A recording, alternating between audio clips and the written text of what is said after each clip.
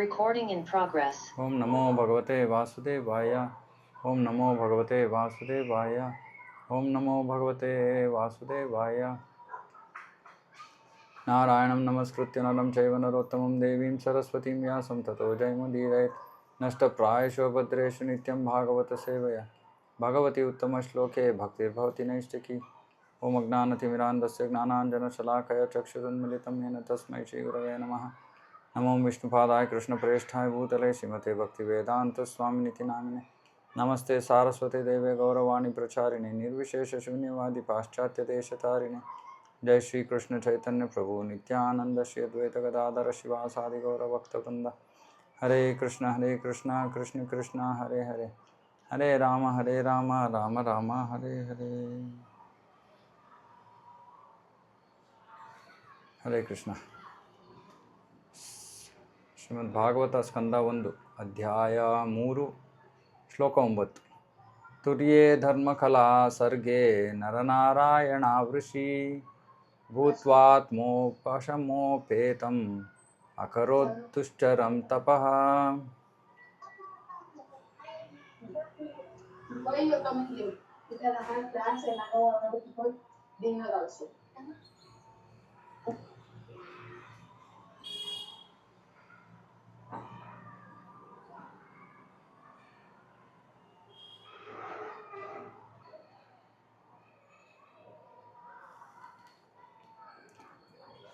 ನಾಲ್ಕನೇ ಅವತಾರದಲ್ಲಿ ಭಗವಂತ ನಾರಾಯಣನಾಗಿ ಪ್ರಕಟ ಆಗ್ತಾನೆ. ಈ ನರನಾರಾಯಣರು ಧರ್ಮರಾಜ ಅಂತ ಅವನ ಹೆಸರು. ಧರ್ಮರಾಜನ ಪತ್ನಿಯಲ್ಲಿ ಅವರು ಅವಳಿ ಜವಳಿಯಾಗಿ ಟ್ವಿನ್ಸ್ ಆಗಿ ಜನ್ಮ ಪಡ್ಕೋತಾರೆ. ಮತ್ತು ಅವರು ಇಂದ್ರಿಯಗಳನ್ನು ನಿಯಂತ್ರಿಸುವುದಕ್ಕಾಗಿ ಬಹಳ ಕಠೋರವಾದ ಮತ್ತು ದುಷ್ಕರವಾದ ತಪಗಳನ್ನು ಮಾಡ್ತಾರೆ. ಧರ್ಮನ ಪುತ್ರರು ನಾರಾಯಣ. ಋಷಭ ಮಹಾರಾಜ ತನ್ನ ಪುತ್ರರಿಗೆ ಉಪದೇಶ ಮಾಡ್ತಾನೆ ತಪಶ್ಚರ್ಯೆಯ ಬಗ್ಗೆ. ಅಂದರೆ ತಪಶ್ಚರ್ಯೆ ಅಂದರೆ ಏನರ್ಥ? ಆತ್ಮ ಸಾಕ್ಷಾತ್ಕಾರಕ್ಕೋಸ್ಕರ ಸ್ವಲ್ಪ ಕಠಿಣತೆಗಳನ್ನು ಸ್ವಪ್ರೇರಿತರಾಗಿ ತಗೊಳ್ಳೋದು. ಸ್ವಪ್ರೇರಿತರಾಗಿ, ಇದು ಮುಖ್ಯ. ಇದು ಅಂದರೆ ಯಾರೋ ನಮ್ಮ ಮೇಲೆ ಈ ತಪಶ್ಚರ್ಯೆಯನ್ನು ಹೇರೋದಲ್ಲ, ನಾವೇ ಸ್ವಪ್ರೇರಿತರಾಗಿ ತಗೋಬೇಕು. ಯಾಕೆ? ಆ ತಪಶ್ಚರ್ಯೆಯಿಂದ ನಾವು ಆತ್ಮ ಸಾಕ್ಷಾತ್ಕಾರದ ಪಥದಲ್ಲಿ ಮುಂದುವರಿಬೋದು. ಹಾಗಾಗಿ ತಪಶ್ಚರ್ಯೆ ಅನ್ನೋದು ಮನುಷ್ಯನಿಗೆ ಇರೋ ಏಕೈಕ ಕರ್ತವ್ಯ ಅಂತೆ. ಮತ್ತು ಭಗವಂತ ಕೂಡ ಈ ಒಂದು ತಪಶ್ಚರ್ಯೆಯನ್ನು ಕೈಗೊಂಡಿದ್ದ. ಬೇರೆ ಬೇರೆ ಅವತಾರಗಳಲ್ಲಿ ಭಗವಂತ ತಪಶ್ಚರ್ಯೆಯನ್ನು ಕೈಗೊಳ್ತಾನೆ. ಪ್ರಭುಪಾದರು ಬರೀತಾರೆ, ಭಗವಂತ ಎಲ್ಲ ಮರುಗುಳಿ ಜೀವಿಗಳಿಗೆ, ಅಂದರೆ ಮರ್ತೋಗಿರೋಂಥ, ನಾವು ಭಗವಂತನನ್ನು ಮರ್ತೋಗಿದ್ದೀವಿ ಅಂಥವರೆಡೆಗೆ ಅವನು ಬಹಳ ಕೃಪೆಯನ್ನು ತೋರ್ತಾನೆ. ಹಾಗಾಗಿ ತಾನೇ ಬರ್ತಾನೆ ಮತ್ತು ಈ ಅವಶ್ಯಕ ಉಪದೇಶಗಳನ್ನು ಬಿಟ್ಟು ಹೋಗ್ತಾನೆ. ಅಥವಾ ಕೆಲವೊಮ್ಮೆ ಅವನ ಪ್ರತಿನಿಧಿಗಳನ್ನು ಕಳಿಸ್ತಾನೆ. ಬದ್ಧಜೀವಿಗಳನ್ನು ಭಗವದ್ಧಾಮಕ್ಕೆ ಮರಳಿ ಕರ್ಕೊಂಡು ಹೋಗೋಕ್ಕೆ ತನ್ನ ಪ್ರತಿನಿಧಿಗಳನ್ನು ಕಳಿಸ್ತಾನೆ. ಈಗ ಕೆಲ ವರ್ಷಗಳ ಹಿಂದೆ ಚೈತನ್ಯ ಮಹಾಪ್ರಭುಗಳು ಸ್ವಯಂ ಕೃಷ್ಣ ಇದೇ ಉದ್ದೇಶಕ್ಕಾಗಿ ಅವರು ಪ್ರಕಟ ಆಗ್ತಾರೆ. ಏನು ಉದ್ದೇಶ? ಈ ಕಲಿಯುಗದ ಜನರಿಗೆ, ಪತಿತ ಜೀವಿಗಳಿಗೆ ವಿಶೇಷವಾದ ಕೃಪೆಯನ್ನು ತೋರೋದಕ್ಕೆ. ವಿಶೇಷವಾದ ಕೃಪೆ ಯಾಕೆ? ಯಾಕಂದರೆ ಕೃಷ್ಣ ಭಗವದ್ಗೀತೆಯಲ್ಲಿ ಹೇಳ್ತಾನೆ, ಸರ್ವಧರ್ಮಾನ್ ಪರಿತ್ಯಜ್ಯ ಮಾಮೇಕಂ ಶರಣಂ ವ್ರಜ. ನಾವು ಕೃಷ್ಣನ ಬಳಿ ಹೋಗಬೇಕು ಅಂದರೆ ನಾವು ಎಲ್ಲ ಧರ್ಮಗಳನ್ನು ತ್ಯಜಿಸಿ ಹೋಗಬೇಕು ಅವನ ಹತ್ರ. ಆದರೆ ಈಗಿನ ಕಾಲದಲ್ಲಿ ನಾವು ಎಲ್ಲ ಧರ್ಮಗಳನ್ನು ತ್ಯಜಿಸೋ ಒಂದು ಸ್ಥಿತಿಯಲ್ಲಿಲ್ಲ. ಹಾಗಾಗಿ ಚೈತನ್ಯ ಮಹಾಪ್ರಭುಗಳು ಬಂದು ಅವರು, ನೀವು ಯಾವ ಪರಿಸ್ಥಿತಿಯಲ್ಲಿದ್ದರೂ ಪರವಾಗಿಲ್ಲ, ಹರೇ ಕೃಷ್ಣ ಮಹಾಮಂತ್ರವನ್ನು ಜಪ ಮಾಡಿ ಅಂತ ನಮಗೆ ಹರೇ ಕೃಷ್ಣ ಮಹಾಮಂತ್ರವನ್ನು ಕೊಟ್ಟೋದು. ಈ ಹರೇ ಕೃಷ್ಣ ಮಹಾಮಂತ್ರವನ್ನು ನಾವು ಜಪ ಮಾಡೋಕ್ಕೆ ಶುರು ಮಾಡೋದಕ್ಕೆ ಯಾವ ಅರ್ಹತೆಯೂ ಇಲ್ಲ. ಮತ್ತು ಎಲ್ಲರೂ ಮಾಡಬೇಕು. ಯಾಕಂದರೆ ಮನುಷ್ಯ ಜೀವನದ ಉದ್ದೇಶ ಆತ್ಮ ಸಾಕ್ಷಾತ್ಕಾರವನ್ನು ಪಡ್ಕೊಳ್ಳೋದು. ಆತ್ಮ ಸಾಕ್ಷಾತ್ಕಾರ ಅಂದರೆ ನಾನು ಯಾರು, ಅನ್ನೋದನ್ನು ತಿಳ್ಕೊಳ್ಳೋದು. ನಾನು ಯಾರು ಅಂದರೆ ನಾನು ಕೃಷ್ಣನ ಸೇವಕ, ಮತ್ತು ನನ್ನ ನಿಜವಾದ ಕೆಲಸ ಏನು, ವೃತ್ತಿ ಏನು, ಧರ್ಮ ಏನು, ಕೃಷ್ಣನ ಸೇವೆ. ಈ ಒಂದು ಪರಿಪೂರ್ಣತೆಯನ್ನು ಪಡೆಯೋದೇ ಮನುಷ್ಯ ಜೀವನದ ಧ್ಯೇಯ. ಅದಕ್ಕೆ ಅವಶ್ಯಕವಾಗಿರುವಂಥದ್ದು ತಪಶ್ಚರ್ಯ. ಹಾಗಾಗಿ ನರನಾರಾಯಣ ಋಷಿಗಳು ಆ ತಪಶ್ಚರ್ಯೆಯನ್ನು ತೋರಿಸ್ಕೊಡೋಕ್ಕೆ ಬರ್ತಾರೆ. ಅವರನ್ನು ಬದ್ರಿನಾರಾಯಣದಲ್ಲಿ ಇವತ್ತು ಕೂಡ ಅವರ ಆರಾಧನೆ ನಡೀತಾ ಇದೆ.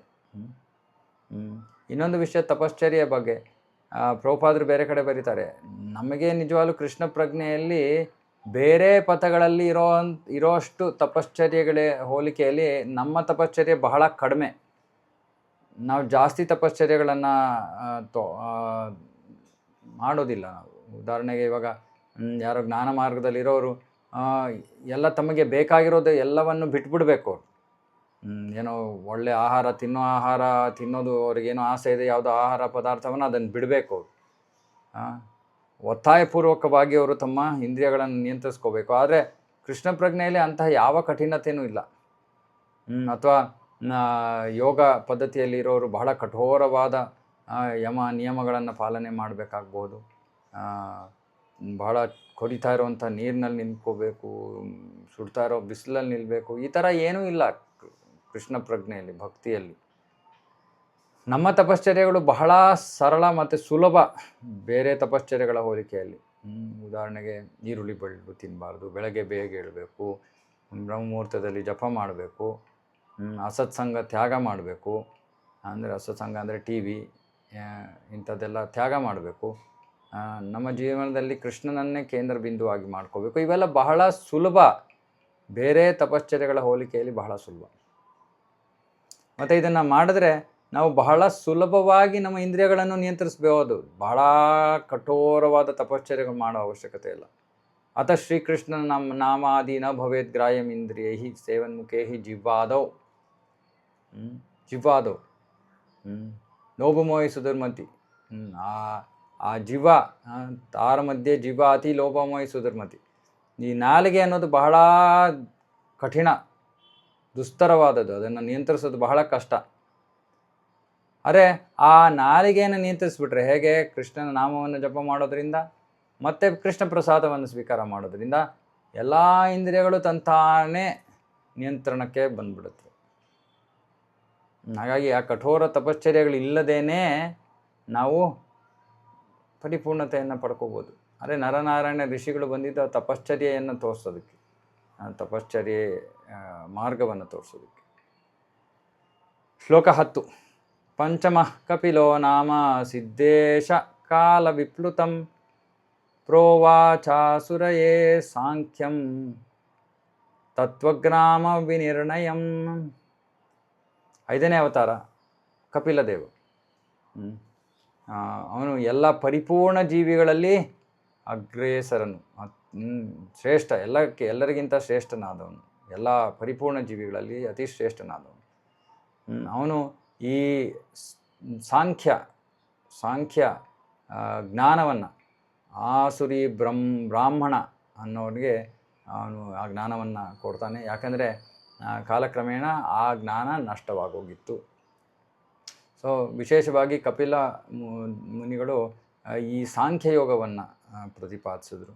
ಸಾಂಖ್ಯ ಯೋಗ ಅಂದರೆ ಎಲ್ಲ ಸೃಷ್ಟಿಯ ಘಟಕಾಂಶಗಳು, ಸೃಷ್ಟಿಯಾಗೋದಕ್ಕೆ ಬೇಕಾಗಿರೋ ಅಂಶಗಳಲ್ಲಿ 24 ಒಟ್ಟು ಅಂಶಗಳಿವೆ. ಮತ್ತು ಆ 24 ಅಂಶಗಳಲ್ಲಿ ಪ್ರತಿಯೊಂದು ಅಂಶವನ್ನು ಕೂಡ ಸಾಂಖ್ಯ ತತ್ವಜ್ಞಾನ ಅದು ಬಹಳ ವಿಸ್ತಾರವಾಗಿ ವರ್ಣಿಸುತ್ತೆ. ಸಾಂಖ್ಯ ಅಂದರೆ ಇಂಗ್ಲೀಷ್ನಲ್ಲಿ ಮೆಟಾಫಿಸಿಕ್ಸ್ ಅಂತಾರೆ. ಅಂದರೆ ಯಾವುದನ್ನು ಭೌತಿಕ ಘಟಕಾಂಶಗಳನ್ನು ವಿಶ್ಲೇಷಣೆಯ ಮೂಲಕ ಬಹಳ ವಿಸ್ತೃತವಾಗಿ ವರ್ಣಿಸೋದು, ಅದು ಸಾಂಖ್ಯ. ಅದನ್ನು ಮೊದಲ ಬಾರಿಗೆ ಕಪಿಲ ಮುನಿಗಳು ಮಾಡ್ತಾರೆ. ಹಾಗಾಗಿ ಅವರು 5ನೇ ಅವತಾರ. ಈ ಕಪಿಲ ಮುನಿಯವರ ಬಗ್ಗೆ ನಾವು ಆಮೇಲೆ ಭಾಗವತದಲ್ಲಿ ಓದ್ತೀವಿ. ಕಪಿಲ ಮುನಿ ತನ್ನ ತಾಯಿಯಾದ ದೇವಹೂತಿಗೆ ಈ ಸಾಂಖ್ಯ ಜ್ಞಾನವನ್ನು ಕೊಡ್ತಾರೆ. ಆದರೆ ಸಾಂಖ್ಯ ಮತ್ತು ಭಕ್ತಿ ಮಿಶ್ರಿತ ಸಾಂಖ್ಯ, ಅಂದರೆ ಪರಿಪೂರ್ಣತೆಗೆ ಅವಶ್ಯಕವಾಗಿರುವಂತಹ ಭಕ್ತಿಯೊಂದಿಗೆ ಸಾಂಖ್ಯದ ಒಂದು ಜ್ಞಾನವನ್ನು ಕೊಡ್ತಾರೆ ತಮ್ಮ ತಾಯಿಗೆ. ಮತ್ತು ಅವರ ತಾಯಿ ಒಂದೇ ಜನ್ಮದಲ್ಲಿ ಪರಿಪೂರ್ಣತೆಯನ್ನು ಪಡ್ಕೋತಾರೆ. ಸೊ ಹಾಗಾಗಿ ಆ ವಿಷಯವನ್ನು ಕೂಡ ನಾವು ಆಮೇಲೆ ಓದ್ತೀವಿ. ಸೊ ಹಾಗಾಗಿ ಈ ಅಧ್ಯಾಯದಲ್ಲಿ ಹೆಚ್ಚು ಕಡಿಮೆ ಸುಮ್ಮನೆ ಸಾರಾಂಶ ಯಾವ್ಯಾವ ಅವತಾರಗಳಿವೆ ಅನ್ನೋದನ್ನು, ಇದರಲ್ಲಿ ಎಲ್ಲವನ್ನೂ ಕೂಡ ಭಾಗವತದಲ್ಲಿ ನಾವು ಓದೋದಿಲ್ಲ. ಕೆಲವು ವಿಷಯಗಳನ್ನು, ಕೆಲವು ಅವತಾರಗಳನ್ನು ಹೆಚ್ಚು ಓದ್ತೀವಿ, ಮಿಕ್ಕಿಯವು ಇಲ್ಲ, ಅಷ್ಟೊಂದು ಹೆಚ್ಚು ವಿಷಯ ಇಲ್ಲ. ಷಷ್ಟಂ ಅತ್ರೇರಪತ್ಯತ್ವಂ ವ್ರತಃ ಪ್ರಾಪ್ತೋನುಸೋಯಯ ಆನ್ವೀಕ್ಷಿಕೀಂ ಅಲರ್ಕಾಯ ಪ್ರಹ್ಲಾದಾದಿಭ್ಯ ಊಚಿವಾನ್. 6ನೇ ಅವತಾರ ಅತ್ರಿಯ ಮಗ ದತ್ತಾತ್ರೇಯ. ದತ್ತ ಅತ್ರೇಯ ಅತ್ರಿ ಮುನಿಗೆ ಅತ್ರಿ ಮುನಿ ಪಡೆದುಕೊಂಡಂತಹ ಪುತ್ರ. ಅವನು ಅನುಸೂಯ, ಅಂದರೆ ಅವನ ಅತ್ರಿಯ ಪತ್ನಿಯ ಹೆಸರು ಅನುಸೂಯ. ಅವಳ ಗರ್ಭದಲ್ಲಿ ಅವನು ಜನ್ಮವನ್ನು ತಗೋತಾನೆ. ಅವನು ಈ ಅಲೌಕಿಕ ವಿಷಯಗಳ ಬಗ್ಗೆ ಅಲರ್ಕ, ಪ್ರಹ್ಲಾದ ಮತ್ತು ಇತರರಿಗೆ ಜ್ಞಾನೋದಯವನ್ನು ನೀಡ್ತಾನೆ. ದತ್ತಾತ್ರೇಯ, ಈ ದತ್ತಾತ್ರೇಯರ ಜನ್ಮ ಅದನ್ನು ಬ್ರಹ್ಮಾಂಡ ಪುರಾಣದಲ್ಲಿ ವಿವರಿಸಿದ್ದಾರೆ. ಅಲ್ಲಿ ಹೇಳ್ತಾರೆ, ಅನುಸೂಯ ಅಂದರೆ ಅತ್ರಿ ಋಷಿಯ ಪತ್ನಿ ಬ್ರಹ್ಮ, ವಿಷ್ಣು ಮತ್ತು ಶಿವರ ಎದುರಿಗೆ ಈ ಪ್ರಾರ್ಥನೆಯನ್ನು ಅರ್ಪಿಸ್ತಾಳಂತೆ. ನನ್ನ ಪ್ರಭುಗಳೇ, ನೀವು ನನ್ನಿಂದ ಪ್ರಸನ್ನರಾಗಿದ್ದರೆ ಮತ್ತು ನಾನು ನಿಮ್ಮಿಂದ ಏನಾದರೂ ವರವನ್ನು ನಾನು ಕೇಳಬಹುದಾಗಿದ್ದರೆ, ನೀವು 3 ಜನನು ಒಟ್ಟಿಗೆ ಸೇರಿಕೊಂಡು ನನ್ನ ಮಗನಾಗಿ, ಒಟ್ಟುಗೂಡಿ ನನ್ನ ಮಗನಾಗಿ ನೀವು ಬನ್ನಿ, ಅದೇ ನನ್ನ ಪ್ರಾರ್ಥನೆ ಅಂತ ಕೇಳ್ತಾರೆ. ಹಾಗಾಗಿ ಬ್ರಹ್ಮ, ವಿಷ್ಣು, ಮಹೇಶ್ವರ 3 ಜನರು ಅವಳ ಪ್ರಾರ್ಥನೆಯನ್ನು ಒಪ್ಪಿಕೊಂಡು 3 ಜನರು ಒಂದು ರೂಪದಲ್ಲಿ ದತ್ತಾತ್ರೇಯನಾಗಿ ಪ್ರಕಟ ಆಗ್ತಾರೆ. ಮತ್ತು ಈ ಒಂದು ಆತ್ಮ ಜ್ಞಾನವನ್ನು ದತ್ತಾತ್ರೇಯ ಅಲಾರ್ಕ, ಪ್ರಹ್ಲಾದ, ಯದು, ಹಯಯ ಇಂತಹವರಿಗೆಲ್ಲ ಅವನು ಉಪದೇಶ ಮಾಡ್ತಾನೆ. ಆದರೆ ದತ್ತಾತ್ರೇಯ ನಿರಾಕಾರ ತತ್ವವನ್ನು ಪ್ರತಿಪಾದಿಸಿದ್ದು. ಹಾಗಾಗಿ ಅವ್ರ ಬಗ್ಗೆನೂ ನಾವು ಅಷ್ಟೊಂದು ಓದಲ್ಲ ಭಾಗವತದಲ್ಲಿ. ತತ ಸಪ್ತಮ ಆಕೂತ್ಯಾಂ ರುಚೇರ್ಯಜ್ಞೋಭ್ಯಜಾಯತ ಸ ಯಾಮಾದ್ಯೈ ಸುರಗಣೈರ್ ಅಪಾತ್ ಸ್ವಯಂಭುವಾಂತರಂ. 7ನೇ ಅವತಾರ ಯಜ್ಞ. ಪ್ರಜಾಪತಿ ರುಚಿ ಮತ್ತು ಅವನ ಪತ್ನಿ ಆಕೂತಿಯ ಮಗ, ಅವನ ಹೆಸರು ಯಜ್ಞ ಅಂತ. ಅವನು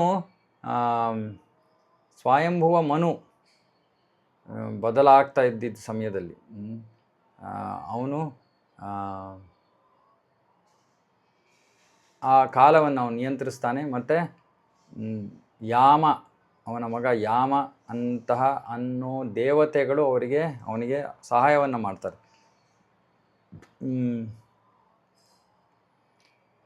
ದೇವತೆಗಳು ಯಾರು ಅಂತ ನಾವು ಮುಂಚೆನೇ ಹೇಳಿದ್ವಿ. ದೇವತೆಗಳು ಕಾರ್ಯಕರ್ತರು.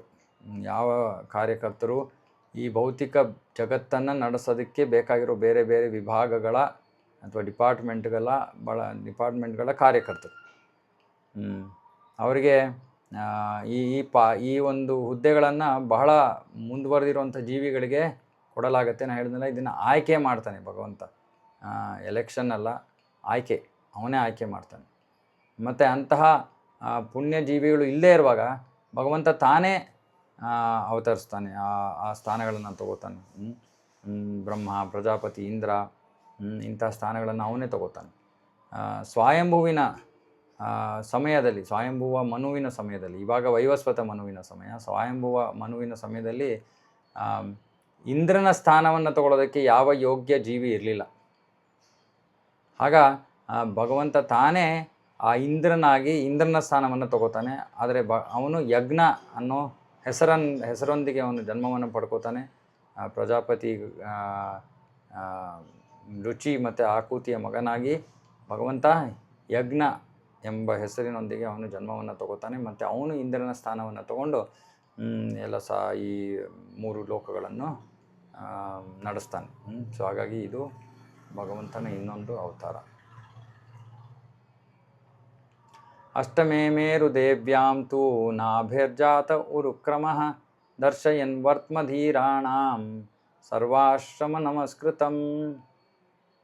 8ನೇ ಅವತಾರ ಋಷಭದೇವ, ನಾಭಿ ಮತ್ತು ಮೇರುದೇವಿಯ ಪುತ್ರ. ಅವನು ಪರಿಪೂರ್ಣತೆಯ ಪಥವನ್ನು ತೋರಿಸ್ತಾನೆ. ಈ ಪರಿಪೂರ್ಣತೆಯ ಪಥವನ್ನು ಯಾರು ಸನ್ಯಾಸಿಗಳು ಪಾಲನೆ ಮಾಡಬೇಕಾಗಿರೋ ಮಾರ್ಗವನ್ನು ಅವನು ತೋರಿಸ್ಕೊಡ್ತಾನೆ. ಮತ್ತು ಅದನ್ನು ಬೇರೆ ಎಲ್ಲ ವರ್ಣಗಳು ಕೂಡ ಗೌರವಿಸುವಂತಹ ಸನ್ಯಾಸಿ ಸ್ವೀಕರಿಸಬೇಕಾಗಿರೋ ಪಥವನ್ನು ಅವರು ಋಷಭದೇವ ಉಪದೇಶ ಮಾಡ್ತಾನೆ. ಪ್ರಭುಪಾದರು ಭಾವಾರ್ಥದಲ್ಲಿ ವರ್ಣಾಶ್ರಮದ ಬಗ್ಗೆ ಬರಿತಾ ಇದ್ದಾರೆ. 4 ವರ್ಣ, 4 ಆಶ್ರಮ: ಬುದ್ಧಿವಂತ ವರ್ಗ, ಕಾರ್ಯಕರ್ತ ವರ್ಗ, ಉತ್ಪಾದನೆ ಮಾಡುವಂಥ ವರ್ಗ ಮತ್ತು ಸಹಾಯಕ ವರ್ಗ. ಇದು 4 ವೃತ್ತಿಗಳು. ಬುದ್ಧಿವಂತ ವರ್ಗ ಅಂದರೆ ಬ್ರಾಹ್ಮಣ, ಕಾರ್ಯಕರ್ತ ವರ್ಗ ಅಂದರೆ ಅಡ್ಮಿನಿಸ್ಟ್ರೇಟಿವ್ ಕ್ಲಾಸ್ ಅಂದರೆ ಕ್ಷತ್ರಿಯ, ಉತ್ಪತ್ತಿ ಮಾಡೋ ವರ್ಗ ಅಂದರೆ ವೈಶ್ಯರು, ಕೃಷಿ ಗೋರಕ್ಷವನ್ನು ಮಾಡ್ತಾರೆ. ಆಮೇಲೆ ಕೊನೆಗೆ ಈ 3 ವರ್ಗಕ್ಕೂ ಸೇರದೇ ಇರೋವಂಥವ್ರು ಅಥವಾ ಸೇರೋಕ್ಕೆ ಯೋಗ್ಯತೆ ಇಲ್ಲದೇ ಇರೋವಂಥವ್ರು ಶೂದ್ರರ ವರ್ಗದಲ್ಲಿ ಬರ್ತಾರೆ. ಅಂದರೆ ಅವರು ಈ 3 ವರ್ಗಗಳಿಗೆ ಸಹಾಯವನ್ನು ಮಾಡ್ತಾರೆ. ಮತ್ತು ಆಶ್ರಮಗಳು ಬ್ರಹ್ಮಚರ್ಯ, ಗೃಹಸ್ಥ, ವಾನಪ್ರಸ್ಥ, ಸನ್ಯಾಸ. ಈ 4 ಈ ಆಶ್ರಮಗಳ ಮುಖ್ಯ ಉದ್ದೇಶ ಆಧ್ಯಾತ್ಮಿಕ ಪ್ರಗತಿ ಮತ್ತು ಕೊನೆಗೆ ಭಗವತ್ ಪ್ರಾಪ್ತಿ. ಇದೇ 4 ಆಶ್ರಮಗಳ ಉದ್ದೇಶ. ಈ 4 ಆಶ್ರಮಗಳಲ್ಲಿ ಎಲ್ಲಕ್ಕಿಂತ ಶ್ರೇಷ್ಠವಾದದ್ದು ಸನ್ಯಾಸ. ಎಲ್ಲಕ್ಕಿಂತ ಶ್ರೇಷ್ಠ ಅಂತ ಅದನ್ನು ಪರಿಗಣಿಸಲಾಗತ್ತೆ. ಮತ್ತು ಸನ್ಯಾಸಿ ಎಲ್ಲ ವರ್ಣ ಮತ್ತು ಆಶ್ರಮಗಳ ಆಧ್ಯಾತ್ಮಿಕ ಗುರು. ಮತ್ತು ಈ ಸನ್ಯಾಸದಲ್ಲೂ ಕೂಡ 4 ಹಂತಗಳಿವೆ: ಕೂಟೀಚಕ, ಬಹುದಕ, ಪರಿವ್ರಾಜಕಾಚಾರ್ಯ ಮತ್ತು ಪರಮಹಂಸ ಅನ್ನೋದು ಎಲ್ಲಕ್ಕಿಂತ ಅತ್ಯುತ್ಕೃಷ್ಟವಾದ ಪರಿಪೂರ್ಣತೆ ಹಂತ. ಈ ಒಂದು ಹಂತವನ್ನು ಎಲ್ಲರೂ ಕೂಡ ಗೌರವಿಸ್ತಾರೆ. ಋಷಭದೇವರು ಭಗವಂತನ ಅವತಾರವಾಗಿದ್ದು ಈ ಒಂದು ಪರಿಪೂರ್ಣತೆಯ ಮಾರ್ಗವನ್ನು ತಪಶ್ಚರ್ಯೆಯ ಮೂಲಕ ಅನುಸರಿಸಬೇಕು ಅನ್ನೋ ಉಪದೇಶವನ್ನು ಮಾಡ್ತಾರೆ. ಈ ತಪಶ್ಚರ್ಯೆಯಿಂದಾಗಿ ಒಬ್ಬ ವ್ಯಕ್ತಿಯ ಅಸ್ತಿತ್ವ ಪರಿಶುದ್ಧಗೊಳ್ಳುತ್ತೆ ಮತ್ತು ಅವನು ಆಧ್ಯಾತ್ಮಿಕ ಆನಂದದ ಹಂತಕ್ಕೆ ಏರೋದಕ್ಕೆ ಅದು ಸಹಾಯ ಮಾಡುತ್ತೆ. ಈ ಆಧ್ಯಾತ್ಮಿಕ ಆನಂದ ಶಾಶ್ವತವಾದದ್ದು ಮತ್ತು ಯಾವಾಗಲೂ ವೃದ್ಧಿ ಆಗುವಂಥದ್ದು.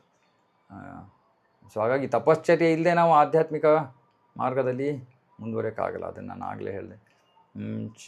ಚೈತನ್ಯ ಮಹಾಪ್ರಭುಗಳು ಶಿಕ್ಷಾಷ್ಟಕದಲ್ಲಿ ಹೇಳ್ತಾರೆ, ಚೇತೋದರ್ಪಣ ಮಾರ್ಜನಂ ಆನಂದಾಂಬುದಿ ವರ್ಧನಂ. ಆ ಆನಂದದ ಅಂಬುದಿ ಸಾಗರ ಹೆಚ್ಚಾಗ್ತಾನೇ ಹೋಗುತ್ತೆ, ಆಧ್ಯಾತ್ಮಿಕ ಸಂತೋಷದ ಸಾಗರ ಹೆಚ್ಚಾಗ್ತಾನೆ ಹೋಗುತ್ತೆ. ಹಾಗಾಗಿ ತಪಶ್ಚರ್ಯೆಯನ್ನು ಮಾಡಬೇಕು. ಸರಳವಾದ ತಪಶ್ಚರ್ಯಗಳನ್ನು ನಾವು ಕೈ ಬಿಡಬಾರ್ದು. ಮತ್ತು ಏಕಾದಶಿ ಅಥವಾ ಇವಾಗ ಪುರುಷೋತ್ತಮ ಮಾಸ, ಅಧಿಕ ಮಾಸ, ಇಂಥ ಸಮಯಗಳಲ್ಲಿ ಸ್ವಲ್ಪ ಹೆಚ್ಚು ತಪಶ್ಚರ್ಯಗಳನ್ನು ಕೈಗೊಂಡ್ರೆ ಒಳ್ಳೆಯದು. ಅರೆ ನಮಗೆ ಎಲ್ಲದಕ್ಕಿಂತ ಮುಖ್ಯವಾದದ್ದು ಶ್ರವಣ ಕೀರ್ತನ. ಅದರ ಜೊತೆ ಇವೆಲ್ಲ ನಡಿಬೇಕು. ಇವಾಗ ನಾನು ತಪಶ್ಚರ್ಯ ಮಾಡ್ತೀನಿ, ನನಗೆ ಶ್ರವಣ ಕೀರ್ತನಕ್ಕೆ ಶಕ್ತಿನೇ ಇಲ್ಲ, ಸಮಯನೇ ಇಲ್ಲ, ಅದು ಉಪಯೋಗ ಆಗಲ್ಲ. ಶ್ರವಣ ಕೀರ್ತನದೊಂದಿಗೆ ತಪಶ್ಚರ್ಯೆ. ಮತ್ತು ಇಲ್ಲಿ ಪ್ರಭುಪಾದರು ಬರೀತಾರೆ, ಪ್ರತಿಯೊಂದು ಜೀವಿಯೂ ಕೂಡ ಸಂತೋಷಕ್ಕಾಗಿ ಹುಡುಕ್ತಾ ಇದೆ. ಅರೆ ಈ ಶಾಶ್ವತವಾದ ಮತ್ತು ಅಸೀಮ ಸಂತೋಷ ಎಲ್ಲಿ ಸಿಗುತ್ತೆ ಅಂತ ಯಾರಿಗೂ ಗೊತ್ತಿಲ್ಲ. ಮೂರ್ಖರು ಈ ಭೌತಿಕ ಇಂದ್ರಿಯ ಭೋಗವನ್ನು ಅರಿಸ್ತಾರೆ. ಈ ನಿಜವಾದ ಸಂತೋಷದ ಬದಲಾಗಿ ಈ ಭೌತಿಕ ಇಂದ್ರಿಯ ಭೋಗಕ್ಕಾಗಿ ಹುಡುಕ್ತಾ ಇದ್ದಾರೆ. ಆದರೆ ಅಂತಹ ತಾತ್ಕಾಲಿಕ ತಥಾಕಥಿತ ಸಂತೋಷ ಅದನ್ನು ನಾಯಿ, ಹಂದಿಗಳು ಕೂಡ ಆನಂದಿಸ್ತವೆ ಅಂತ ಅನ್ನೋದನ್ನು ಅವರು ಮರೆತು ಬಿಡ್ತಾ ಇದ್ದಾರೆ. ಅಂದರೆ ಈ ಇಂದ್ರಿಯ ಭೋಗದ ಜೀವನ ಪಶುಗಳ ಜೀವನ. ಆ ಇಂದ್ರಿಯ ಭೋಗದ ಆನಂದ ಪಶುಗಳ ಆನಂದ, ಪಶುಗಳು ಪಡ್ಕೊಳ್ಳೋ ಅಂತಹ ಸಂತೋಷ. ಆದರೆ ಅದು ನಿಜವಾದ ಸಂತೋಷ ಅಲ್ಲ. ಮನುಷ್ಯರು ಹುಡುಕಬೇಕಾಗಿರೋಂಥ ಸಂತೋಷ ಅಲ್ಲ. ಮನುಷ್ಯರು ಹುಡುಕಬೇಕಾಗಿರೋ ಸಂತೋಷ ಆಧ್ಯಾತ್ಮಿಕ ಸಂತೋಷ. ಯಾಕಂದರೆ ಅದು ಆತ್ಮಕ್ಕೆ ಸಂಬಂಧಿತವಾದ ಸಂತೋಷ. ಆದರೆ ಅದನ್ನು ಕೇವಲ ಬುದ್ಧಿವಂತರು ಮಾತ್ರ ಹುಡುಕ್ತಾರೆ. ಮೂರ್ಖರು ಈ ತಥಾಕಥಿತ ಇಂದ್ರಿಯ ಭೋಗಕ್ಕೋಸ್ಕರ ಹುಡುಕ್ತಾರೆ. ಅಂದರೆ ಇಂದ್ರಿಯಗಳಿಗೆ ಹೇಗೆ ನಾವು ಆನಂದವನ್ನು ಕೊಡೋದು ಅನ್ನೋ ಒಂದು ಪ್ರಯತ್ನವನ್ನು ಮಾಡ್ತಾರೆ. ಮತ್ತು ಯಾವ ಪ್ರಾಣಿ ಆಗಲಿ ಪಕ್ಷಿ ಆಗಲಿ ಈ ಇಂದ್ರಿಯ ಭೋಗವಿಲ್ಲದೆ ಇಲ್ಲ. ಒಂದು ಸತಿ ನಾ ಹೇಳಿದ್ದೀನಿ, ಇಂದ್ರ ಒಂದು ಸತಿ ಹಂದಿಯಾಗಿ ಅವನಿಗೆ ಶಾಪ ಸಿಗುತ್ತೆ ನನ್ನ ಗುರುವಿನಿಂದ, ಬೃಹಸ್ಪತಿಯಿಂದ. ಆಮೇಲೆ ಅವನು ಹಂದಿಯ ಶರೀರವನ್ನು ತೊಗೊಂಡು, ಹಂದಿ ಅಂದರೆ ಬಹಳ ದೊಡ್ಡ ಫ್ಯಾಮಿಲಿ, ಕುಟುಂಬ. ಅವನು ತನ್ನ ಕುಟುಂಬದೊಂದಿಗೆ ಆನಂದದಲ್ಲಿ ಯಾವುದೋ ಕೊಳಚೆ ಪ್ರದೇಶದಲ್ಲಿ ಇರ್ತಾನೆ. ಬ್ರಹ್ಮ ಆಮೇಲೆ ಬರ್ತಾನೆ ಇಂದ್ರನ ಕರ್ಕೊಂಡು ಹೋಗಿ, ಬಾಪ ಹೋಗೋಣ ಅಂತ. ಇಲ್ಲ ಎಷ್ಟು ಚೆನ್ನಾಗಿದೆ ಇಲ್ಲಿ, ನನ್ನ ಕುಟುಂಬ ಎಷ್ಟು ಚೆನ್ನಾಗಿದೆ, ನನ್ನ ಮಕ್ಕಳು ನೋಡಿ, ನನ್ನ ಹೆಂಡತಿ ನೋಡಿ. ಅಂದರೆ ಆ ಪ್ರಾಣಿಯ ಜೀವನದಲ್ಲೂ ಕೂಡ ಇಂದ್ರಿಯ ಭೋಗ ಇದೆ. ಎಲ್ಲ ಪ್ರಾಣಿಯ ಜೀವನದಲ್ಲೂ ಇಂದ್ರಿಯ ಭೋಗ ಇದೆ. ಒಂದು ಇರುವೆ ಸಕ್ಕರೆಯನ್ನು ತಿನ್ನೋಕ್ಕೆ ಪ್ರಯತ್ನ ಮಾಡ್ತಾ ಇದೆ, ಆ ಸಕ್ಕರೆಯಲ್ಲೇ ಅದಕ್ಕೆ ಭೋಗ, ಅದೇ ಅದರ ಇಂದ್ರಿಯ ಭೋಗ. ಸೊ ಹಾಗಾಗಿ ಇಂದ್ರಿಯ ಭೋಗ ಕೇವಲ ಮನುಷ್ಯರಿಗಾಗಿ ಇರೋದಲ್ಲ. ಇಂದ್ರಿಯ ಭೋಗ ಎಲ್ಲ ಜೀವರಾಶಿಗಳಿಗೂ ಇದೆ ಇಂದ್ರಿಯ ಭೋಗ. ಆದರೆ ಮನುಷ್ಯರು ನಿಜವಾದ ಸಂತೋಷದ ಹಿಂದೆ ಹೋಗಬೇಕು. ನಿಜವಾದ ಸಂತೋಷ ಅಲೌಕಿಕ ಸಂತೋಷ, ಆಧ್ಯಾತ್ಮಿಕ ಸಂತೋಷ. ಹಾಗಾಗಿ ಈ ಅಗ್ಗದ ಒಂದು ಸಂತೋಷಕ್ಕಾಗಿ ಮನುಷ್ಯ ಜೀವನ ಉದ್ದೇಶಿತವಾಗಿಲ್ಲ. ಶಾಶ್ವತವಾದ ಯಾವ ಎಲ್ಲೇ ಇಲ್ಲದೆ ಇರುವಂತಹ ಆಧ್ಯಾತ್ಮಿಕ ಸಾಕ್ಷಾತ್ಕಾರದಿಂದ ಸಿಗೋವಂಥ ಸಂತೋಷವನ್ನು ನಾವು ಹುಡುಕಬೇಕು. ಆ ಶಾಶ್ವತವಾದ ಸಂತೋಷ ಸಿಗೋದು ಆಧ್ಯಾತ್ಮಿಕ ಸಾಕ್ಷಾತ್ಕಾರದಿಂದ. ಆಧ್ಯಾತ್ಮಿಕ ಸಾಕ್ಷಾತ್ಕಾರ ಅಂದ್ರೇನು? ನಾವು ಯಾವಾಗ ಕೃಷ್ಣನ ಸೇವಕ ಅಂತ ತಿಳ್ಕೊಂಡು ಕೃಷ್ಣನ ಸೇವೆಯಲ್ಲಿ ತೊಡಗ್ತೀವೋ ಅದರಲ್ಲಿ ನಮಗೆ ಯಾವ ಥರ ಆನಂದ ಸಿಗುತ್ತೋ ಆ ಆನಂದ ಆಧ್ಯಾತ್ಮಿಕ ಆನಂದ. ಮತ್ತು ಈ ಆಧ್ಯಾತ್ಮಿಕ ಸಾಕ್ಷಾತ್ಕಾರವನ್ನು ನಾವು ಪಡ್ಕೋಬೇಕು ಅಂದರೆ ತಪಶ್ಚರ್ಯ ಮಾಡಬೇಕು. ಸ್ವಲ್ಪ ಭೌತಿಕ ಭೋಗದಿಂದ ನಮ್ಮನ್ನು ನಾವು ತಡ್ಕೋಬೇಕು. ಆದರೆ ಭಕ್ತಿಯ ಮಾರ್ಗ ಎಷ್ಟು ಪ್ರಬಲವಾದದ್ದು ಅಂದರೆ ಅದನ್ನು ನಾವು ಸರಿಯಾಗಿ ಪಾಲನೆ ಮಾಡಿದ್ರೆ ತಂತಾನೇ ನಾವು ಈ ವೈರಾಗ್ಯವನ್ನು ಬೆಳೆಸ್ಕೊಂಡು ಬರ್ತೀವಿ. ವಾಸುದೇವೇ ಭಗವತಿ ಭಕ್ತಿ ಯೋಗ ಪ್ರಯೋಜಿತ ಜನೈತಿ ಆಶು ವೈರಾಗ್ಯಂ ಜ್ಞಾನಂ ಚ ಯದ್ಧಾಯಿತುಕಂ. ಜ್ಞಾನ ಮತ್ತು ವೈರಾಗ್ಯ ಆಟೋಮ್ಯಾಟಿಕ್ಕಾಗಿ ಸಿಕ್ಬಿಡುತ್ತೆ ಭಕ್ತಿಯನ್ನು ಸರಿಯಾಗಿ ಮಾಡಿದ್ರೆ. ಆದರೆ ಭಕ್ತಿಯನ್ನು ಸರಿಯಾಗಿ ಮಾಡಲಿಲ್ಲ ಅಂದರೆ ಅಷ್ಟೊಂದು ನಾವು ಪರಿವರ್ತನೆಯನ್ನು ಕಾಣೋದಿಲ್ಲ. ಹಾಗಾಗಿ ಸ್ವಲ್ಪ ತಪಶ್ಚರ್ಯೆಯನ್ನು ಮಾಡಬೇಕು. ಇವಾಗ ಉದಾಹರಣೆಗೆ ಈರುಳ್ಳಿ ಬೆಳ್ಳುಳ್ಳಿ ತಿನ್ನಬಾರ್ದು ಅಂದರೆ ಈರುಳ್ಳಿ ಬೆಳ್ಳುಳ್ಳಿಯಿಂದ ನಾವು ಆಕರ್ಷಿತರಾಗಿರುವಂತಹ ಅಥವಾ ಅಂತಹ ಪದಾರ್ಥಗಳಿಂದ ನಾವು ದೂರ ಇರಬೇಕು. ಅಥವಾ ಯಾರಿಗೋ ಹಳೆಯ ಕನ್ನಡ ಹಾಡುಗಳು ಅಂದರೆ ತುಂಬ ಇಷ್ಟ ಅಂದರೆ ಆ ಕನ್ನಡ ಹಾಡುಗಳನ್ನು ಕೇಳೋದ್ರಿಂದ ದೂರ ಇರಬೇಕು. ಯಾಕಂದರೆ ಅದನ್ನು ಕೇಳಿದ ತಕ್ಷಣ ನಮ್ಮ ತಲೆ ಆ ದಿಕ್ಕಿನಲ್ಲಿ ಹೊರಟೋಗ್ಬಿಡುತ್ತೆ. ನಾವು ಮಾಡಬೇಕಾಗಿರೋದು ಇಷ್ಟೇ ತಪಶ್ಚರ್ಯ ಮಾಡಬೇಕು, ಅದರಿಂದ ದೂರ ಇರಬೇಕಷ್ಟೇ. ಅದರಿಂದ ದೂರ ಇರಬೇಕು, ಜೊತೆಗೆ ಭಕ್ತಿ ಮಾಡಬೇಕು. ಕಾಲಕ್ರಮೇಣ ಆ ಕನ್ನಡ ಹಾಡುಗಳ ಆಕರ್ಷಣೆ ಅಥವಾ ಈರುಳ್ಳಿ ಬೆಳ್ಳುಳ್ಳಿ ವಸ್ತುಗಳ ಆಕರ್ಷಣೆ ತಂತಾನೆ ಹೊರಟೋಗ್ಬಿಡುತ್ತೆ. ಮತ್ತು ಆಮೇಲೆ ಒಬ್ಬ ವ್ಯಕ್ತಿ ಧೀರನಾಗ್ತಾನೆ. ಧೀರ ಅಂದರೆ ಇಂದ್ರಿಯಗಳು ಎಷ್ಟು ಅವನನ್ನು ಆಕರ್ಷಿಸಿದ್ರು ಕೂಡ ಅವನು ಅದಕ್ಕೆ ಪ್ರತಿಕ್ರಿಯಿಸೋದಿಲ್ಲ. ಅವನು ಅದರ ಗೊಂದಲದಿಂದ ಅಥವಾ ಅದರ ತೊಂದರೆಯಿಂದ ದೂರವಿರ್ತಾನೆ, ಅದು ಸಿಗಾಕೊಳ್ಳೋದಿಲ್ಲ. ಮತ್ತು ಈ ಧೀರರು ಮಾತ್ರ ಸನ್ಯಾಸಿಗಳಾಗ್ಬೋದು. ಮತ್ತು ಕ್ರಮೇಣವಾಗಿ ಅವರು ಈ ಪರಮಹಂಸ ಹಂತಕ್ಕೆ ಬರ್ಬೋದು. ಮತ್ತು ಆ ಪರಮಹಂಸ ಹಂತವನ್ನು ಎಲ್ಲ ವರ್ಗದವರು ಅವರು ಅದನ್ನು ಕೊಂಡಾಡ್ತಾರೆ. ಋಷಭದೇವರು ಈ ಒಂದು ಧ್ಯೇಯವನ್ನು ಪ್ರಚಾರ ಮಾಡಿದ್ರು. ಮತ್ತು ತಮ್ಮ ಜೀವನದ ಕೊನೆಯ ಹಂತದಲ್ಲಿ ಅವರು ಸಂಪೂರ್ಣವಾಗಿ ಭೌತಿಕ ಅವಶ್ಯಕತೆಗಳಿಂದ ದೂರವಾಗಿ ಹೋಗ್ತಾರೆ. ಬಹಳ ವಿರಳವಾದ ಒಂದು ಹಂತ. ಅದನ್ನು ಮೂರ್ಖರು ಅನುಕರಿಸಬಾರ್ದು, ಆದರೆ ಎಲ್ಲರೂ ಕೂಡ ಅದನ್ನು ಪೂಜಿಸಬೇಕು ಅಂತ ಪ್ರಭುಪಾದರು ಹೇಳ್ತಾರೆ. ಈ ಋಷಭದೇವರ ಒಂದು ರೀತಿ ನೀತಿಗಳನ್ನು ನೋಡಿಕೊಂಡು ಅದರಿಂದ ಜೈನ ಧರ್ಮ ಹುಟ್ಟಿದ್ದು. ಇದನ್ನು ನಾವು ಆಮೇಲೆ ಓದ್ತೀವಿ ಭಾಗವತದಲ್ಲಿ. ಋಷಭದೇವ ಆ ರೀತಿ ಕಠೋರವಾದ ತಪಶ್ಚರ್ಯಗಳು, ಕೂದಲನ್ನ ಕಿತ್ಕೊಳ್ಳೋದು, ಇದೆಲ್ಲ ಇವತ್ತು ಕೂಡ ನೀವು ಜೈನ ಧರ್ಮದಲ್ಲಿರೋರು ಇವೆಲ್ಲ ಮಾಡ್ತಾರೆ. ಆದರೆ ಋಷಭದೇವನ ಉದ್ದೇಶ ಬರೀ ತಪಶ್ಚರ್ಯ ಅಲ್ಲ, ತಪಶ್ಚರ್ಯೆಯಿಂದ ಕೃಷ್ಣನನ್ನು ಪಡ್ಕೊಳ್ಳೋದು ಅವರ ಉದ್ದೇಶ ಆಗಿದ್ದು. ಆದರೆ ಜೈನ ಧರ್ಮ ಹೆಚ್ಚು ಕಡಿಮೆ ಅವರು ನಾಸ್ತಿಕರು, ಅವರು ಭಗವಂತನನ್ನು ನಂಬೋದಿಲ್ಲ. ಹಾಗಾಗಿ ಅದು ವ್ಯರ್ಥವಾಗೋಯ್ತು. ಅವರು ಕೊಟ್ಟಿರೋ ಮಾರ್ಗವನ್ನು ಅರ್ಧಂಬರ್ಧ ಅವರು ಅನುಸರಿಸ್ತಾ ಇದ್ದಾರೆ. ಹಾಗಾಗಿ ಅವರು ಜೀವನದಲ್ಲಿ ಪರಿಪೂರ್ಣತೆಯನ್ನು ಪಡ್ಕೊಳ್ಳಲ್ಲ ಮತ್ತು ನಾಸ್ತಿಕರಾಗೋದ್ರು. ಆದರೆ ಋಷಭದೇವರು ನಮಗೆ ಭಕ್ತರಾಗೋ ಮಾರ್ಗವನ್ನು ಕೊಡಕ್ಕೆ ಬಂದಿದ್ದು. ಋಷಿಭಿರ್ಯಾಚಿತೋ ಭೇಜೆ ನವಮಂ ಪಾರ್ಥಿವಂ ವಪುಃ ದುಗ್ಧೆ ಮಾಂ ಓಷಧೀರ್ವಿಪ್ರಾಸ್ತೇನಾಯಂ ಸ ಉಷತ್ತಮಃ. 9ನೇ ಅವತಾರ. ಋಷಿಗಳು ಪ್ರಾರ್ಥನೆ ಮಾಡಿದ್ದು ಭಗವಂತ ಪೃಥು ರಾಜನ ಶರೀರವನ್ನು ಸ್ವೀಕಾರ ಮಾಡ್ತಾನೆ ಮತ್ತು ನೆಲವನ್ನು ಉಳೋ ಕೆಲಸವನ್ನು ಮಾಡ್ತಾನೆ. ಆಗ ಆ ಸಮಯದಲ್ಲಿ ಆಹಾರ ಧಾನ್ಯಗಳು ಇಲ್ಲದೆ ಎಲ್ಲ ಜನರು ಬಹಳ ಕಷ್ಟದಲ್ಲಿರ್ತಾರೆ. ಆಗ ಪೃಥು ಮಹಾರಾಜ ಬಂದು ನೆಲದಿಂದ ಅವಶ್ಯಕವಾದ ಧಾನ್ಯಗಳನ್ನು ಉತ್ಪಾದನೆ ಮಾಡ್ತಾನೆ. ಮತ್ತು ಆಗ ಭೂಮಿ ಬಹಳ ಸುಂದರವಾಗಿ ಆಕರ್ಷಿತಳಾದಳು. ಅಲ್ಲಿ ತನಕ ಏನೂ ಇರಲಿಲ್ಲ, ಭೂಮಿಯಿಂದ ಏನೂ ಬರ್ತಾ ಇರಲಿಲ್ಲ ಧಾನ್ಯಗಳು. ಹಾಗಾಗಿ ಪೃಥು ಮಹಾರಾಜನ ಪಾತ್ರ ಅದು. ಪೃಥು ಮಹಾರಾಜ ಬರೋ ಸಮಯದಲ್ಲಿ ಅವನ ತಂದೆ ವೇನ ಬಹಳ ದುಷ್ಟ ರಾಜನಾಗಿದ್ದ. ಅವನು ಕೆಟ್ಟದಾಗಿ ಇದನ್ನು ರಾಜ್ಯವನ್ನು ನಡೆಸಿದ್ರಿಂದ ಬಹಳ ಜನರಿಗೆ ತೊಂದರೆಯ ಸ್ಥಿತಿ ಬಂದಿತ್ತು. ನೀರಿಲ್ಲದೆ, ಆಹಾರ ಧಾನ್ಯಗಳಿಲ್ಲದೆ, ಕೆಲಸವಿಲ್ಲದೆ ಎಲ್ಲರೂ ದುಃಖದಲ್ಲಿದ್ದರು. ಆಗ ಪೃಥು ಪ್ರಕಟ ಆಗ್ತಾನೆ. ಪ್ರಕಟ ಆಗೋದಕ್ಕೆ ಕಾರಣ ಬ್ರಾಹ್ಮಣರು ಮತ್ತು ಋಷಿಗಳು. ಅವರು ಭಗವಂತನಲ್ಲಿ ಪ್ರಾರ್ಥನೆ ಮಾಡ್ತಾರೆ, ದಯವಿಟ್ಟು ನೀನೇ ಬಂದು ಈ ಸನ್ನಿವೇಶವನ್ನು ಸರಿಪಡಿಸ್ಬೇಕು ಅಂತ. ಯಾಕಂದರೆ ಅವರೇ ಕೊನೆಗೆ ಆ ವೇನನ ಕೊಂದಿದ್ದು ಋಷಿ ಮುನಿಗಳೇ. ಯಾಕಂದರೆ ಅವನು ಅಂಥ ದುಷ್ಟ ಆಗಿದ್ದ. ಅವನನ್ನು ಬಿಟ್ಟರೆ ರಾಜ್ಯವೇ ಹಾಳಾಗತ್ತೆ ಅಂತ ಅವನು ಕೊಂದುಬಿಡ್ತಾರೆ. ಆದರೆ ಶಾಪ ಕೊಟ್ಬಿಟ್ಟು. ಆದರೆ ಅವನು ಸತ್ತ ಮೇಲೆ ಈ ಎಲ್ಲ ದರೋಡೆಕೋರರು ಎಲ್ಲರೂ ಹೆಚ್ಚಾಗ್ಬಿಟ್ಟು ಜನರಿಗೆ ಬೇರೆ ಥರ ಸಮಸ್ಯೆ ಆಗುತ್ತೆ. ಆಗ ಅವರೇ ಭಗವಂತನನ್ನು ಪ್ರಾರ್ಥನೆ ಮಾಡಿ ಆ ರಾಜನ ಶರೀರದ ಮಂಥನ ಮಾಡ್ತಾರೆ. ಆಗ ಅದರಿಂದ ಪೃಥು ಪ್ರಕಟ ಆಗ್ತಾನೆ. ಇದರಿಂದ ನಾವು ತಿಳ್ಕೊಬೋದು, ರಾಜನ ಕರ್ತವ್ಯ ಪುಣ್ಯವಂತನಾಗಿರಬೇಕು. ಮತ್ತು ವಿಶೇಷವಾಗಿ ರಾಜನ ಕರ್ತವ್ಯ ಏನು ಅಂದರೆ, ಎಲ್ಲ ಪ್ರಜೆಗಳು ತಮ್ಮ ಧರ್ಮವನ್ನು ಪಾಲನೆ ಮಾಡ್ತಾ ಇದ್ದಾರೋ ಇಲ್ವೋ ಅನ್ನೋದನ್ನು ಖಚಿತಪಡಿಸ್ಕೊಡೋದು.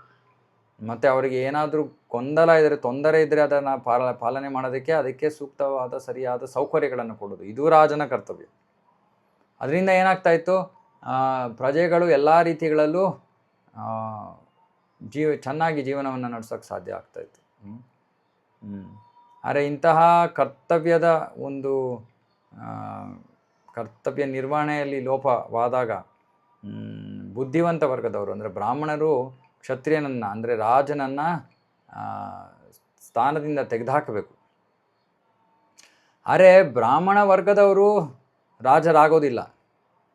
ಯಾಕೆಂದರೆ ಅವರಿಗೆ ಅದಕ್ಕಿಂತ ಮುಖ್ಯವಾದ ಕಾರ್ಯಗಳಿದೆ. ಆದರೆ ಅವರು ರಾಜನಿಗೆ ಉಪದೇಶವನ್ನು ನೀಡ್ತಾರೆ.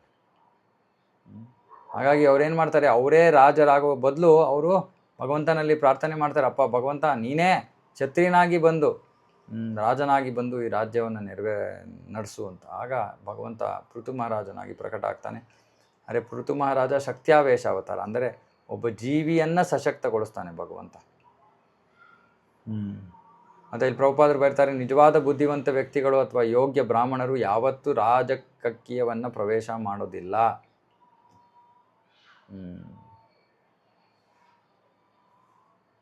ಪೃಥು ಮಹಾರಾಜನ ಬಗ್ಗೆ ನಾವು ಆಮೇಲೆ ಮುಂದೆ ಓದ್ತೀವಿ. ಶ್ಲೋಕ 15. ರೂಪಂ ಸಜಗ್ರೇ ಮಾತ್ಸ್ಯಂ ಚಾಕ್ಷುಷೋ ದಹದಿ ಸಂಪ್ಲವೇ ನಾವ್ಯಾರೋಪ್ಯ ಮಹೀಮಯ್ಯಾಂ ಅಪಾದ್ವೈವಸ್ವತಂ ಮನುಂ.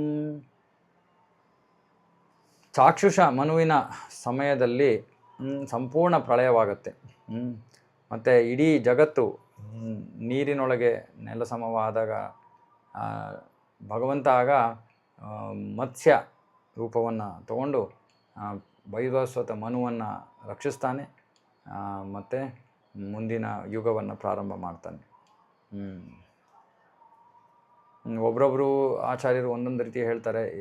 ಒಬ್ರೊಬ್ರು ಹೇಳ್ತಾರೆ ಇಲ್ಲ ಇಲ್ಲಿ ಸಂಪೂರ್ಣ ಪ್ರಳಯ ಆಗಲಿಲ್ಲ ಅಂತ. ಇನ್ನೂ ಕೆಲವರು ಹೇಳ್ತಾರೆ ಪ್ರಳಯ ಆಯಿತು ಅಂತ. ನೀವೇ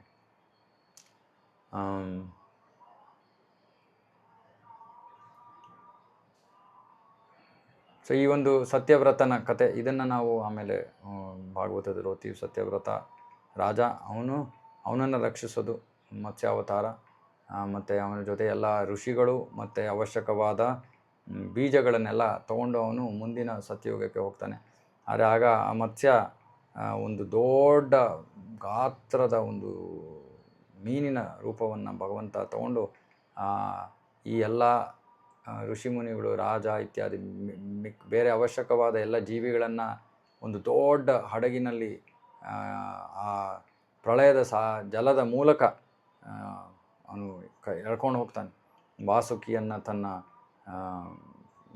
ಆ ಬೋಟಿಗೆ ಕಟ್ಟಿಬಿಟ್ಟು ಮತ್ಸ್ಯಾವತಾರ ಇವ್ರನ್ನೆಲ್ಲ ರಕ್ಷಿಸಿ ಮುಂದೆ ಸತ್ಯಯುಗದಲ್ಲಿ ಇವ್ರನ್ನ ಬಿಡ್ತಾನೆ. ಸತ್ಯಯುಗ ಆಮೇಲೆ ಪ್ರಾರಂಭವಾಗುತ್ತೆ. ಆಮೇಲೆ ಆಗ ಸತ್ಯವ್ರತ ಮುನಿ ವೈವಸ್ವತ ಮನು ಆಗ್ತಾನೆ.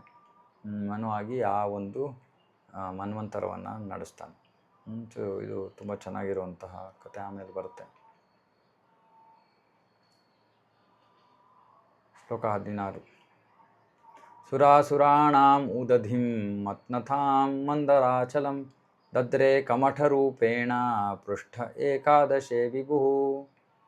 11ನೇ ಅವತಾರ ಕೂರ್ಮಾವತಾರ. ಕೂರ್ಮಾವತಾರ ನಮಗೆಲ್ಲ ಗೊತ್ತು. ಮಂದರಾಚಲವನ್ನು ತನ್ನ ಬೆನ್ನಿನ ಮೇಲೆ ಹೊತ್ತು ಕೂರ್ಮಾವತಾರ. ಆ ಮಂದರಾಚಲವನ್ನು ದೇವದಾನವರು ವಾಸುಕಿಯನ್ನು ಬಳಸ್ಕೊಂಡು, ಹಗ್ಗವಾಗಿ ಬಳಸ್ಕೊಂಡು ಆ ಮಂದರಾಚಲದ ಮಂಥನವನ್ನು ಮಾಡ್ತಾರೆ.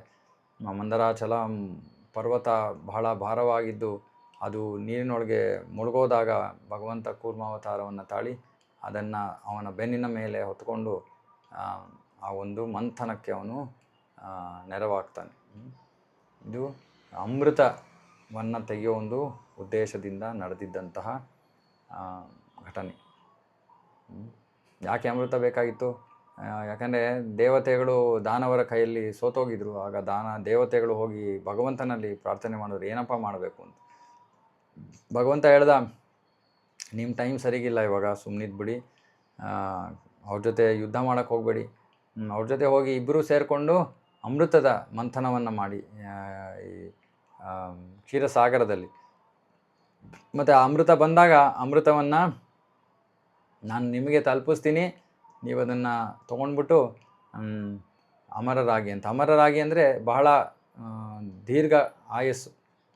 ಅಮರ ಅಂದರೆ ನಿಜವಾಗ್ಲಿಯೂ ಅಮರ ಅಲ್ಲ, ಆದರೆ ದೀರ್ಘ ಆಯಸ್ಸು ಮತ್ತು ತಮ್ಮ ಸ್ಥಾನವನ್ನು ಸಾಕಷ್ಟು ಸಮಯ ಉಳಿಸ್ಕೊಳ್ಳೋ ಅಂತಹ ಒಂದು ಕಾರ್ಯವಾಗತ್ತೆ ಅಂತ ಭಗವಾನ್ ವಿಷ್ಣು ಎಲ್ಲ ದೇವತೆಗಳಿಗೆ ಹೇಳಿ ಈ ಒಂದು ಸಮುದ್ರ ಮಂಥನವನ್ನು ತಾನೇ ನಡೆಸ್ತಾನೆ. ಈ ಸಮುದ್ರ ಮಂಥನ ಲೀಲೆಯಲ್ಲಿ ಬಹಳ ವಿಶೇಷವಾದದ್ದು, ಭಗವಂತ ಅಜಿತ ಅನ್ನೋ ಒಂದು ಭಗವಂತನ ರೂಪ ಇದೆ, ಅವನೂ ಇದ್ದಾನೆ ಈ ಮಂಥನದಲ್ಲಿ.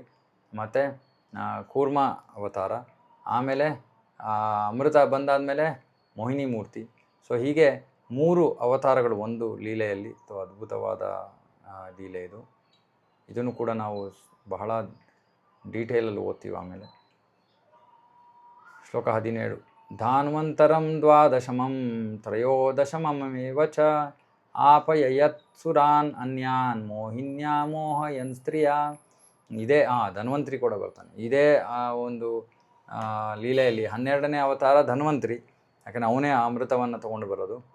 ಆಮೇಲೆ 13ನೇದು ಮೋಹಿನಿ ಮೂರ್ತಿ. ಅವಳು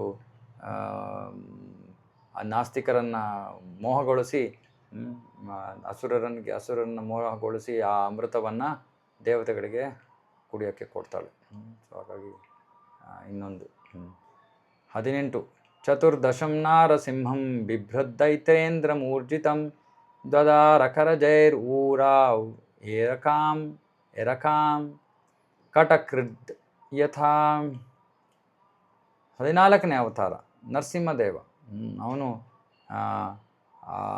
ನಾಸ್ತಿಕನಾಗಿದ್ದ ಹಿರಣ್ಯಕಶಿಪುವಿನ ಬಹಳ ಬಲಿಷ್ಠವಾದ ಶರೀರವನ್ನು ಹರಿದು ಹಾಕಿದ. ಹೇಗೆ? ನಖಂ ಅದ್ಭುತ ಶೃಂಗಂ, ನಖಗಳಿಂದ. ಇದಕ್ಕೆ ಇಲ್ಲಿ ಪ್ರಭುವಾದ್ರ ಭಾವಾರ್ಥ ಏನೂ ಬರ್ದಿಲ್ಲ. ಸಂಪೂರ್ಣ 7ನೇ ಸ್ಕಂದ ನಾವು ನರಸಿಂಹ ಮತ್ತು ಹಿರಣ್ಯಕಶಿಪು ಪ್ರಹ್ಲಾದನ ಬಗ್ಗೆ ನಾವು ಓದೋಣ ಆಮೇಲೆ. ಶ್ಲೋಕ 19. ಪಂಚದಶಂ ವಾಮನಖಂ ಕೃತ್ವಾಗಾದ್ ಅಧ್ವರಂ ಬಲೇಃ ಪದತ್ರಯಂ ಯಾಚಮಾನಃ ತ್ವತ್ಯಾದಿತ್ಸುಸ್ತ್ರಿಪಿಷ್ಟಪಂ. 15ನೇ ಅವತಾರ ವಾಮನ ಅವತಾರ. ವಾಮನ ಅಂದರೆ ಕುಬ್ಜ ಬ್ರಾಹ್ಮಣ. ಮತ್ತು ಅವನು ಬಲಿ ಮಹಾರಾಜ ಯಜ್ಞವನ್ನು ಆಚರಿಸ್ತಾ ಇದ್ದಿದ್ದಂತಹ ಕ್ಷೇತ್ರಕ್ಕೆ ಹೋಗ್ತಾನೆ. ಇವತ್ತು ಕೂಡ ಈ ಕ್ಷೇತ್ರ ಇದೆ.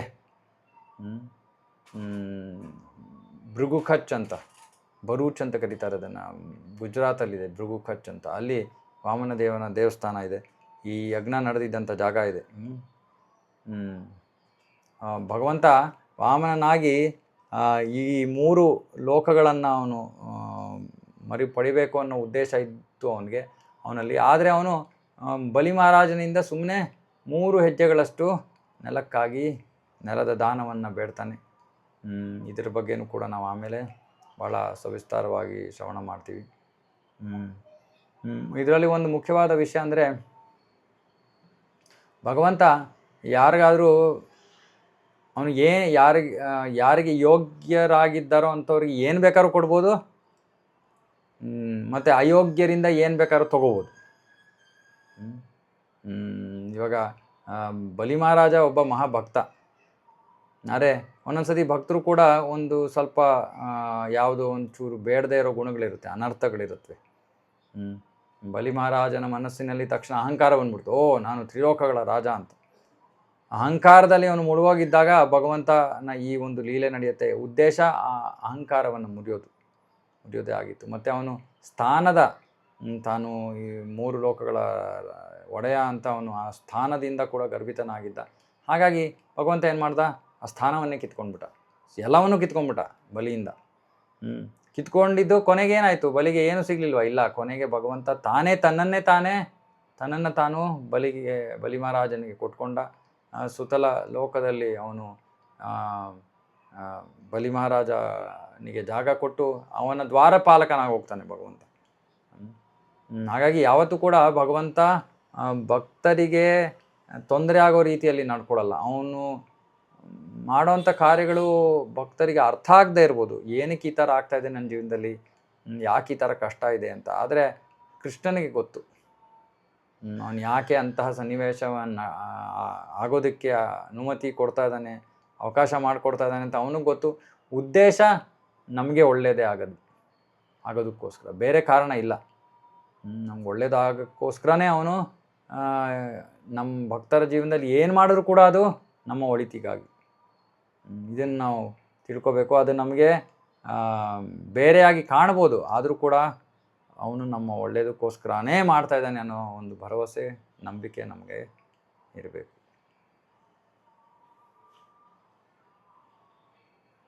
ಓಕೆ, ಇಲ್ಲಿಗೆ ನಿಲ್ಲಿಸೋಣ. ಯಾರಿಗಾರು ಏನಾದ್ರು ಪ್ರಶ್ನೆಗಳಿದ್ದರೆ ಕೇಳ್ಬೋದು. ಜಾಸ್ತಿ ಏನು ಇವತ್ತು ಚರ್ಚೆ ಮಾಡಿಲ್ಲ. ಏನಾದರೂ ಪ್ರಶ್ನೆಗಳಿದೆಯಾ? ಹರೇ ಕೃಷ್ಣ.